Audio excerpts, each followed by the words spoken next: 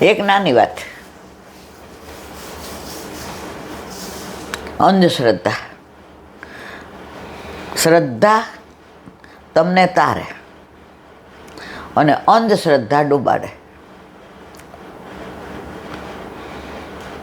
કાંકરોલીમાં દ્વારકાધીશનું મંદિર. હવે ત્યાં એક મુખ્યાજી, દ્વારકાધીશમાં કંઈ પણ હોય, લાડ લડાવવાનું, મનોરથ હોય, ઉત્સવ હોય, દ્વારકાધીશ પ્રભુને હવે એમના લગ્ન થયા. હવે મંદિરોમાં તો વૈષ્ણવ બધાય આવે. લગ્નને વરસ થયું, 2 વરસ થયું, 5 વરસ થયા, પણ પારણું ન બંધાણું. એટલે પુરુષ કરતાં સ્ત્રીને બહુ એવું થાય કે હાલો ને ક્યાંક જોવડાવીએ. એટલે મુખિયાજી બૈગડા એ કે સાક્ષાત પૂર્ણ પુરુષોત્તમ અહીંયા બિરાજે છે. મને એનામાં દ્રઢ વિશ્વાસ છે. આપણને દેવા જેવું પાત્ર હશે ત્યારે પ્રભુ આપશે. માણસના જોવડાવાથી એ દઈ દેવાનો જ. આજ પછી આવી વાત ન કરતી. વળી થોડાક દી ગયા એટલે મંદિરમાં એક વૈષ્ણવ આવતા હતા. એટલે મુખ્યાણીને બોલાવ્યા. એ કે લગ્ન થયા કેટલા વર્ષ? એ કે આટલા. એ કે કાંઈ કરવું જોયું? એ કે આમ તો ઉંમર વહી જશે. કે શું કરું? કે ગામની બહાર પીર છે, પીર. એ મંત્રેલું પાણી આપે ને 500% પરિણામ. એ કે પણ અમારા ઘરવાળા માનવા જોઈએ ને. એ જમાનામાં એકલી સ્ત્રી નહોતી જાતી. આ તો સાચો બની ગયેલો પ્રસંગ.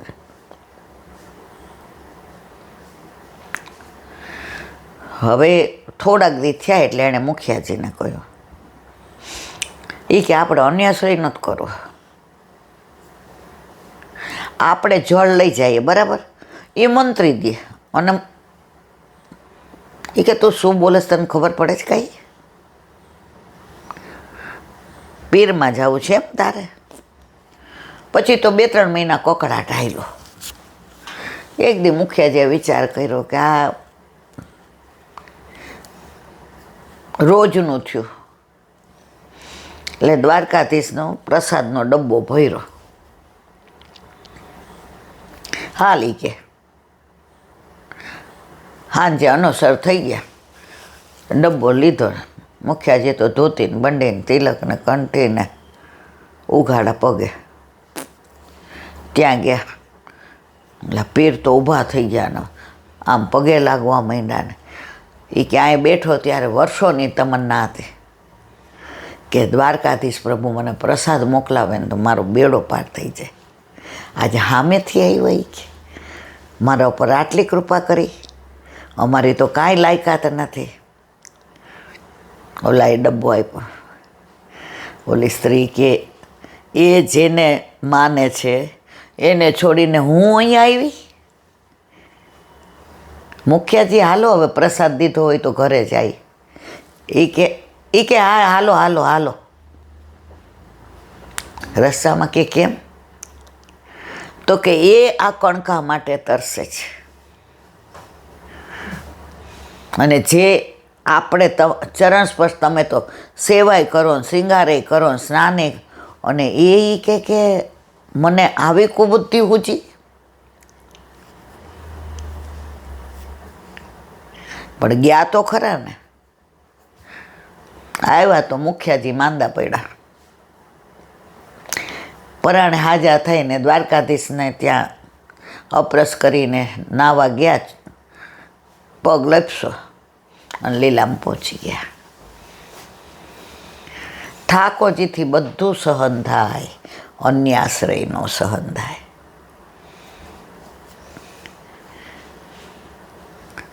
વલ્લભ એવું નથી કહેતા ક્યાંય ન જા. તારે જ્યાં જવું હોય ત્યાં જા, તું નક્કી કર લે. પણ અહીંયા આવ્યા પછી હું ક્યાંય નહીં જવા દો, પછી તું અમારો છે.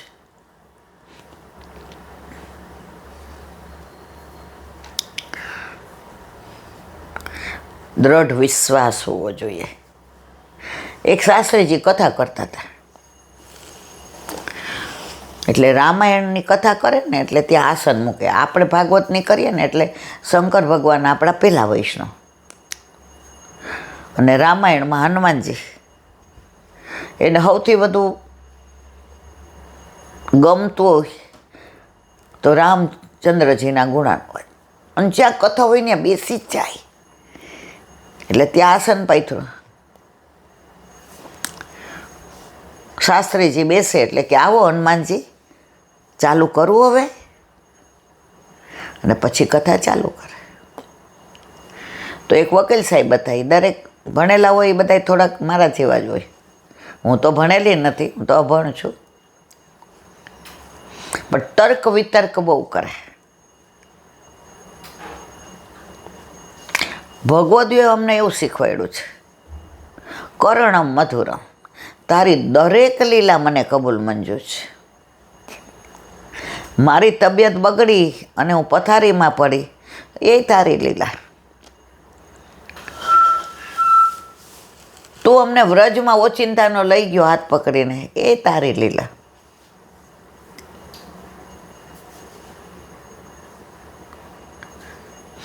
તું અમને સેવામાં હાથ પવિત્ર કરાવે, એ તારી લીલા. હાલતા હાલતા પડી ગયા અને અઠવાડિયું સેવામાં ના પહોંચી શક્યા, એ તારી લીલા. કરતુમ અકર્તુમ અન્યથા કરતું.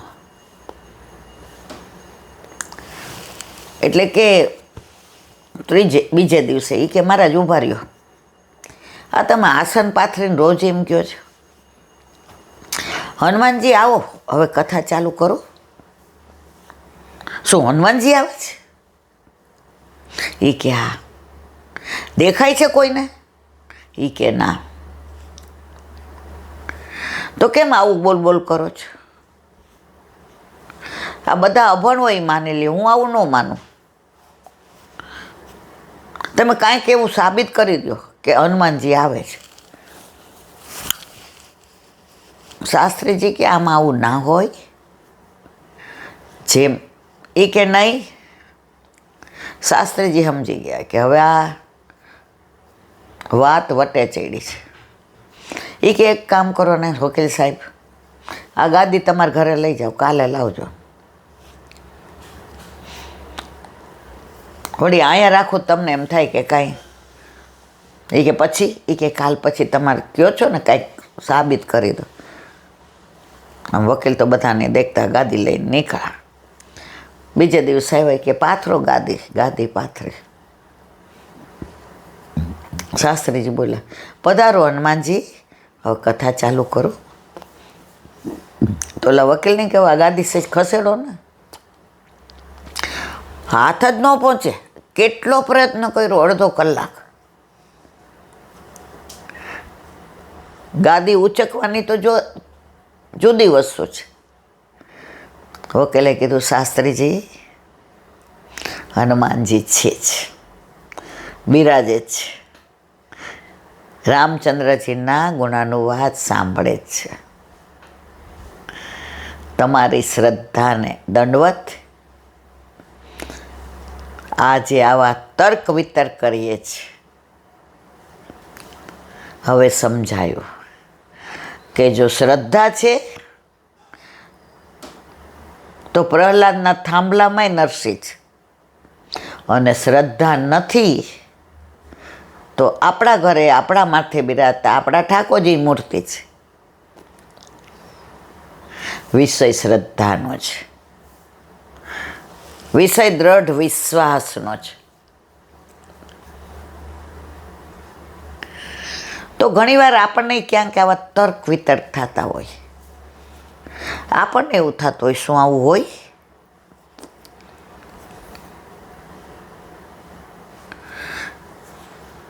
ઘણીવાર ભગવદ્ગીતા એમ કહે કે અમે 2 જણા અને ઠાકોરજીને રાજભોગ સરાવ્યો અને 2 વૈષ્ણવ આવ્યા ને તો એ ભળી ગયા. અમે 4 હારે પાતર લીધી. તો નાના હતા ને ત્યારે ખરેખર ડાઉટ જતો હતો કે આવું થોડું હોય, 2 જણમાં 2 થોડા ભળે. અને પાછા વૈષ્ણવ સમજાવે એ કે બેટા ઠાકોરજીને ધરાવેલું ખૂટે નહીં. ત્યારે મનમાં બધી અસમંજસ હતી, પણ પ્રભુ ઘરે પધારે ને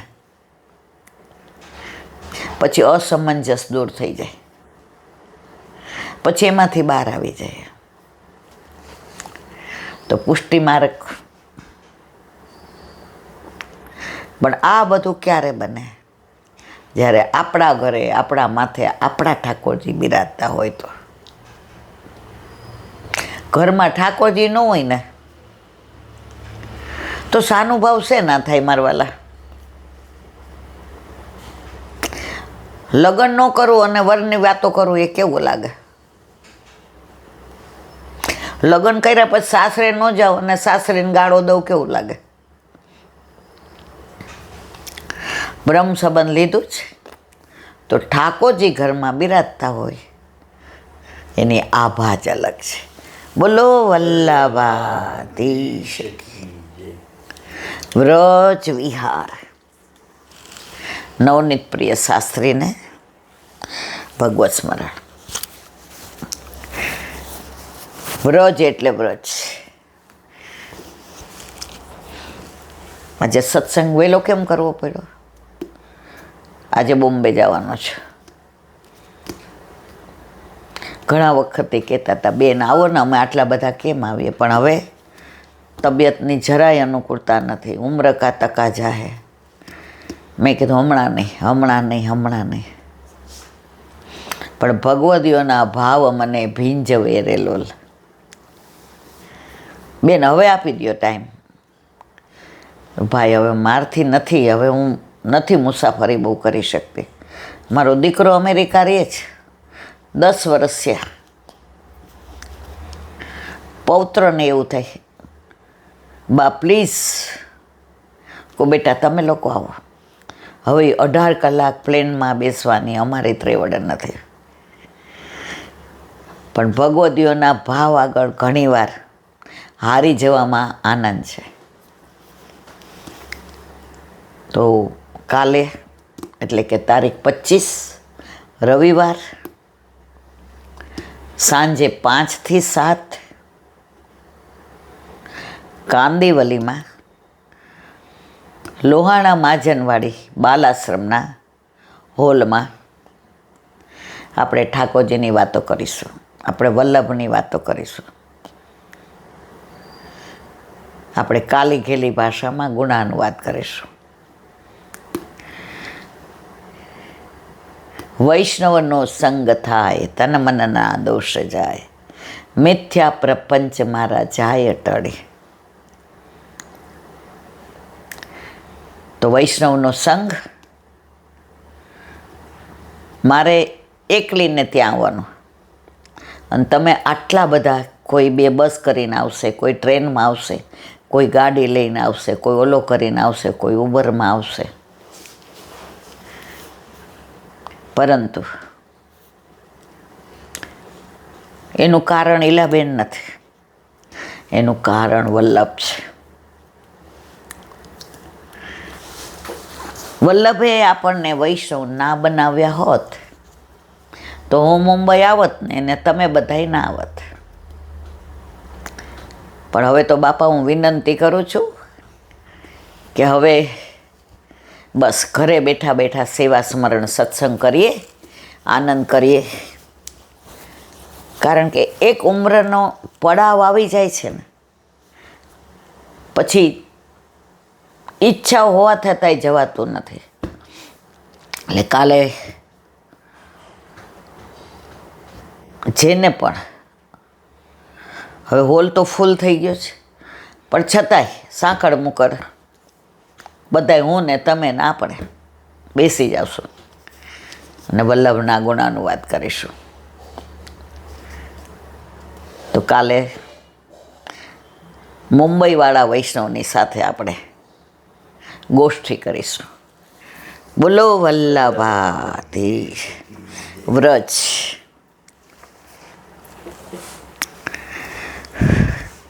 એક મિનિટ. વ્રજ વિહાર પ્રેમ સરોવર. પ્રેમ સરોવરની ઘણી લીલાઓ, જ્યાં ગુસાઈજીના બેઠકજી છે, અંદર વલ્લભના બેઠકજી છે, પણ એક આ અદ્ભુત લીલા જે નવનીત પ્રિય શાસ્ત્રીએ પોતાની વાણીમાં બહુ સરસ કીધું છે. સામનેજી સખીઓ સાથે ત્યાં જળ વિહાર કરવા જાય અને કોઈ વાર ત્યાં કેલી કરે. હવે બધી સખીઓ હોય તો કોઈ પુરુષ ના આવે એની તકેદારી રાખે. તો ચંદ્રાવલ્લીજીને, લલિતાજીને, વિશાખાજીને બધાએ કીધું, લલી પ્યારી જો, અહીંયા કોઈ પુરુષ ના આવે એનું ધ્યાન રાખવું પડશે. સામનેજી કે થઈ જશે વ્યવસ્થા. એક કુંડાળું કરી દીધું, જેવી રીતે સીતાજીને લક્ષ્મણજીએ લક્ષ્મણ રેખા દોરી હતી એમ કુંડાળું કરી દીધું કે આ કુંડાળાને ઠેકીને વટીને કોઈ પુરુષ આવે સ્ત્રી થઈ જાય.